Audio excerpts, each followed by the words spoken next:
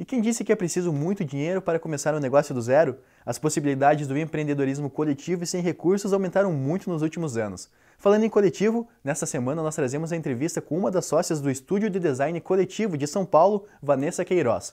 O estúdio começou em 2004 com um investimento de R$ 700 e neste ano prevê lucro de 1,8 milhões. Bem-vinda ao nosso programa. Então, Vanessa, o coletivo se tornou um exemplo de negócio rentável, né? E de possibilidade até inimaginável para vocês. Conta para nós do início dessa história. O início foi em 2004, foi uma coisa meio sonhadora a princípio, porque a gente achava que dava para formar um negócio da maneira que a gente acreditava, que era um estúdio, que focasse em criação, em design. No início, realmente, a gente não estava pensando muito em dinheiro, a gente queria fazer acontecer. A gente estava insatisfeito com os nossos trabalhos, então foi um passo a mais. E saindo da faculdade, a gente se conheceu na faculdade, então tinha muita sinergia no trabalho e tal, a gente achava que podia dar certo. Então, a gente não estudou administração, a gente não estudou como abrir uma empresa. Na verdade, a gente se juntou, cada sócio tinha uma característica meio particular, então eu era designer gráfica, o Marcelo, meu outro sócio também, o Fábio, trabalhava com programação, mas também entendia muito de design, filmes, cinema, e motion, etc. E o Davi era ilustrador. Então, a gente juntou essas particularidades de cada um e começou a trabalhar junto. Cada um trouxe seu computador de casa, a gente alugou uma sala e pegamos os nossos freelas, né, e que viraram os primeiros clientes do estúdio. Acho que a primeira coisa como modelo de negócio que eu acho que pode dizer que a gente fez sem querer e que virou uma empresa foi abdicar do individual. Então, assim, não era o meu trabalho, era o trabalho do estúdio. A partir do momento que entrava no estúdio, o trabalho era dos 4. E sempre me perguntam, isso é uma coisa engraçada, quando eu mando e-mail para o estúdio para saber divisão de dinheiro, essas coisas. Eu acho que, assim, existe um valor para cada sócio igual para dar certo, se a sociedade for igualitária, óbvio. E existe dinheiro para a empresa. Se você não tem um sócio investidor, tudo que você ganha no início é para fortalecer essa empresa. E que nos 2 primeiros anos é muito difícil. Cliente, você tem que correr atrás, todo mundo te nega trabalho. Então, assim, até você se fortalecer, você tem que abdicar dessa coisa desesperada de ganhar um ótimo salário no primeiro ano de empresa, que isso realmente não existe. Acho que é um pouco isso. E qual a importância das pessoas na empresa? Dá para dizer que é o segredo do negócio? Eu acho que, sim, que é uma qualidade, um defeito que a gente brinca lá, principalmente nós 4, que assim, a gente tem uma turma muito horizontal, né? A equipe todo mundo trabalha junto, conversa junto, a gente senta junto com os funcionários, não existe assim, a gente tentou durante 6 meses, logo que a gente mudou para uma casa um pouco maior, ter a sala dos sócios, para que a gente conseguisse trocar mais experiência, ideia, né?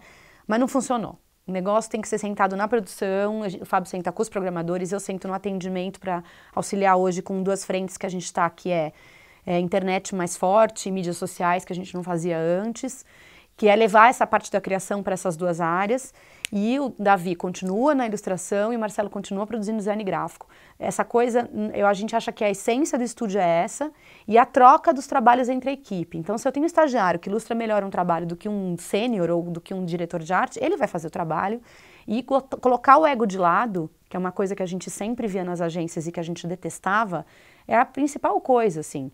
Eu acho que não interessa quem faz do trabalho, sim o quanto aquela pessoa está agregando para o trabalho, entendeu? E aí a gente, inclusive, participa de algumas coisas, por exemplo, exposições. Quem está expondo é o estúdio coletivo, nunca é o fulano de tal que trabalha no coletivo, porque para o cara conseguir fazer aquilo, ele teve que ter o apoio de todo mundo. E então a gente acredita, não é demagogia, a gente acredita realmente no trabalho do grupo, assim, em si.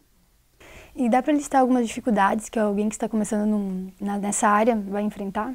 Todas. Desde não ter dinheiro para pagar o IPVA do carro, se você tiver carro, para pagar o aluguel, desespero porque o cliente não paga e você é o cara que faz o atendimento e faz a ilustração e você tem que cobrar o cara. É toda a questão de abrir uma empresa, mas são coisas que você vai aprendendo, né? Você vai desenvolvendo, você tropeça, você olha para aquilo e fala, tá bom, por aqui eu não vou mais, vou pelo outro caminho. O que não pode é achar que você vai abrir uma empresa, uma agência, um estúdio e que vai estar tudo de pronto ali para você e você simplesmente tem que fazer.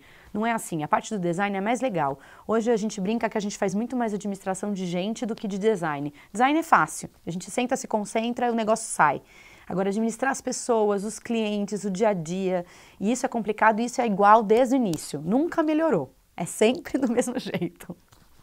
E quais as características pessoais de vocês enquanto líderes que você destaca como as principais para que o coletivo dê certo hoje?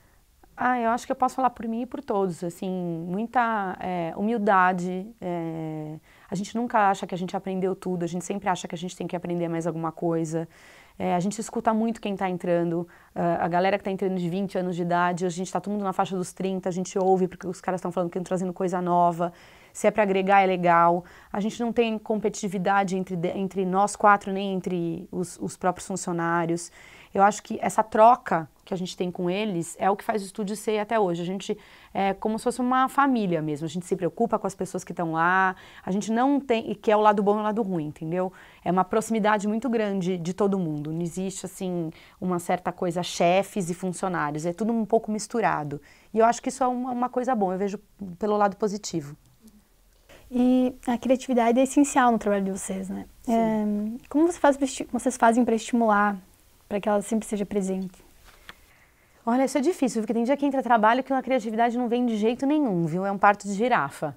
Mas eu acho que o ambiente, a gente não tem um horário muito fixo lá, então as pessoas têm que chegar às 10, que já não é cedo, mas se ela ficou até o dia anterior, até as 4 da manhã, 3 da manhã, para algum trabalho X, ela não precisa chegar de novo às 10, não existe uma tabela de horário, existe muita liberdade lá dentro para se trabalhar, ouvir música, então é um ambiente que respira a criatividade, né?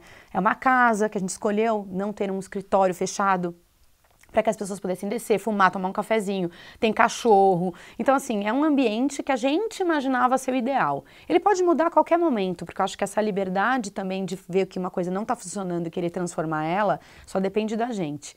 Mas, por enquanto, eu acho que a gente está indo no caminho certo.